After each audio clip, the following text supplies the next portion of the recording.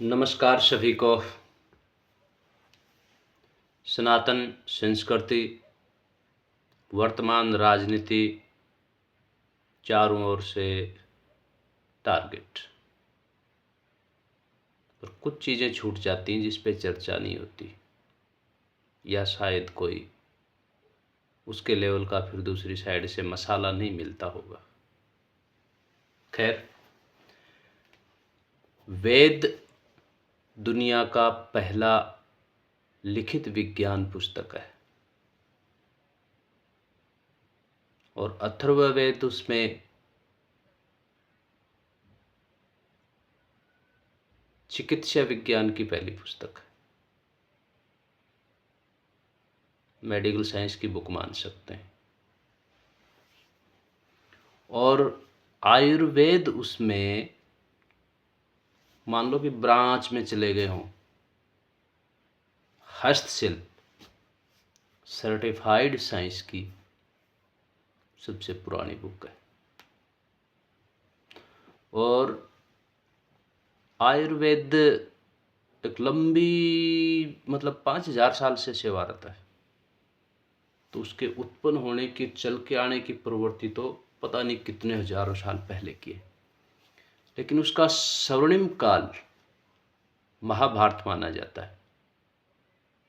यानी कि MBBS और फिर ब्रांच है ना, ये हार्ट स्पेशलिस्ट, ये वो स्पेशलिस्ट, ये आँखों का स्पेशलिस्ट।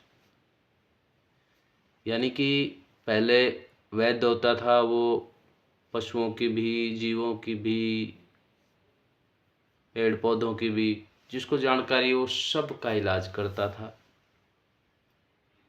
यहाँ ब्रांचें बन गई थी। महाभारत में प्रसंग आते हैं कि नैकुल अश्व चिकित्सा में माहिर था, घोड़ों का डॉक्टर। सहदेव गो चिकित्सा में माहिर था, गायों का डॉक्टर। यानी पशुओं में भी ब्रांच हो गई थी। वैद्य तो राजाओं ने अपने अपने रखे थे, वो तो बहुत आगे बढ़ चुका था सिस्टम। महाभारत के युद्ध में सैनिकों का उपचार कई विधियां हैं होता था, अगले दिन फिर लड़ने आ जाते थे। खूब वर्णन है। हाँ, महाभारत रामायण झूठी थी, सस्ती बातें, मिथक चलते रहते हैं, वो अपना विषय नहीं है, लेकिन इसमें ज्ञान है, वो गलत नहीं है, उसको कोई नकार नहीं सकता। महाभारत में ही एक प्रसंग आता है, यानी कॉपीराइट वाली बातें भी शुरू हो गई थी कि इस चीज़ का मैंने पेटेंट ले लिया है, ये क्वाथ, ये काढ़ा, ये प्रास, ये दवा किसने बनाई, वो प्रक्रिया महाभारत काल में शुरू हो गई थी। महर्षि च्यवन का नाम आता है। महर्षि च्यवन समाधि में बैठे थे, लंबे समय समाधि में बैठे रहे, यानी उनके शरीर पर धूल जम गई। वो देखने में एक मानव आकृति मिट्टी की नजर आ रहे थे। किसी आश्रम में थे, सुरक्षा के दायरे में थे। कहते हैं कि किसी को ये लगा कि ये इतनी शानदार मूर्ति हूबहू आदमी के जैसी मिट्टी से ढेर डिजाइन कैसे हो रखा है, यानी आँख नाक बनावट सी भी लग रही है और मिट्टी का ढेर है। एक राजकुमारी ने कांटा चुभो दिया था चेक करने के लिए, ब्लड बाहर आया, समाधि टूटी, देखा कि अंदर तो ऋषि बैठा था। खैर, वो अपना विषय नहीं है, उसको डाइवर्ट करते हैं। वो उठे तो शरीर डाउन हो चुका था, बहुत दिनों से समाधि में बैठे थे, कमजोर हो चुके थे, उनकी अवस्था वृद्धावस्था की तरफ जा रही थी। उनने उसके बाद एक दवाई तैयार की, विशेष करके आंवले से। जो प्रास बनाया वो कहलाया च्यवन प्रास, क्योंकि च्यवन उसका नाम था, उसमें उसका कॉपीराइट आ गया। जैसे चरक की लिखी हुई चरक संहिता, सुश्रुत की लिखी सुश्रुत संहिता, माधव की लिखी माधव निदान, षडांगर की लिखी हुई है वो षडांगर संहिता, वाग्भट ने अष्टांग हृदय थोड़ा अलग नाम से लिखी थी। लेकिन इस तरीके से साइंस में भी आते हैं ना, ओम्स लॉ, ओम का नियम, ओम था इसीलिए हो गया।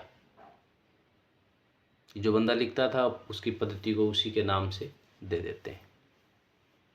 तो ये ज्ञान वहीं से शुरू था। च्यवनप्राश सुनने में आ रहा है तब से ही चला आ रहा है, सब यूज करते हैं, आज भी किया जा रहा है ना। आज तो इतनी सारी ब्रांच, इतनी कंपनियां, भांति भांति का च्यवनप्राश, हजारों प्रकार का, लेकिन सब की डिटेल पढ़ना, सोने वाला, चांदी वाला, केसर वाला, ये वो सब, उसके अंदर माइनर सी 2-4 चीज़ें इधर उधर करके ब्रांड, पेटेंट बना रहे हैं। उसकी मुख्य सामग्री जो है वो सभी च्यवनप्राश की कॉमन है, और उसका सबसे इम्पोर्टेंट भाग आंवला है। ये ज्ञान उसी समय विकसित हो चुका था। अब धर्म, संस्कृति, जात पात का दौर है, खतरनाक तरीके का दौर है। इसने हमारा चुराया, उसने हमारा चुराया, संस्कृत पुरानी नहीं है, पाली पुरानी है, बौद्धों से ये चुरा लिया, उसकी मूर्ति को भगवान बना दिया, ये सब चीज़ें नकली हैं, रामायण नकली है, महाभारत नकली है, वगैरह वगैरह वगैरह। ये धर्म पहले था, वो नहीं था, ये तब आया, उसने लूटा कसोटा, खूब चल रही हैं कहानियाँ। एक नया सिफुगा और ही चल पड़ा है।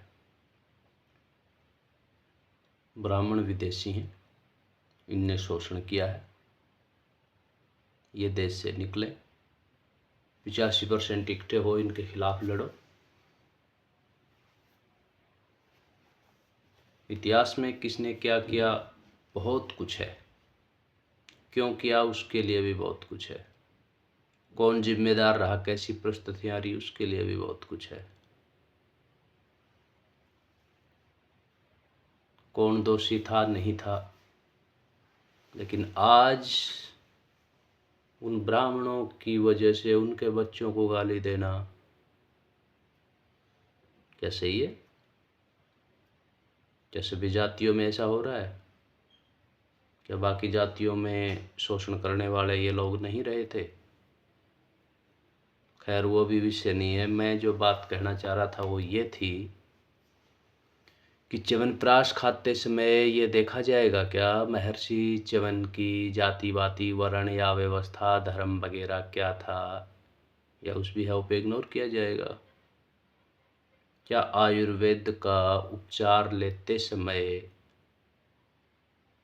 उन महर्षियों को, वाग्भट को, चरक को, सुश्रुत को, उनके नाम, वर्ण, व्यवस्था वगैरह वो कहाँ से थे, उस हिसाब से इग्नोर किया जाएगा, या उनकी बनाई हुई थ्योरी से बड़ी हुई दवाइयाँ ली जाएंगी? सोच विचार जरूर करना। साधु ऐसा चाहिए जैसे शुभ शुभाए, सार सार को गही रहे, थोथा दे उड़ाए। जिसने गलत किया उसमें सुधार करो, लेकिन उनने अगर कुछ अच्छा किया तो वो तो हमें रखना पड़ेगा ना।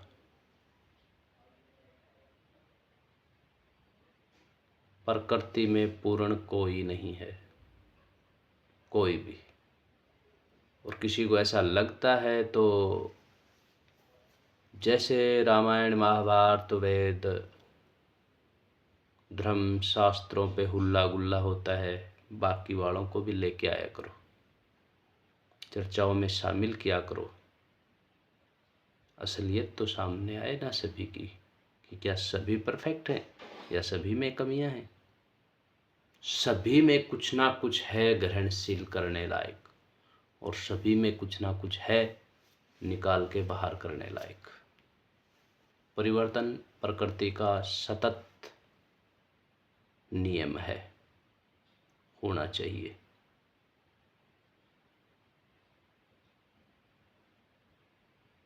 लेकिन पूरे सिस्टम को आग लगा के जला दो कि ये बिल्कुल ख़राब है, ऐसा नहीं है, नहीं तो जीवन नहीं चल पाएगा। उसी प्रक्रिया का हिस्सा है ये धर्म। किसी को लगा कि ये चीज़ें पुरानी हो गई, अब ये थोड़ी ठीक नहीं है, इनमें बदलाव आना चाहिए, किसी ने किया, उसके फॉलोवर पद्धति चेंज करके चलते रहे और नया धर्म बन गया। ऐसे ही धर्म बनता चला है, सारे धर्म ऐसे ही बने। उसी कूद फांद में जो आजकल बहुत ज़्यादा भाग रहे हैं, वो ऐसे ही उस धर्म का 5-7% था, उससे ज़्यादा कुछ नहीं था। नमस्कार, जय हिंद।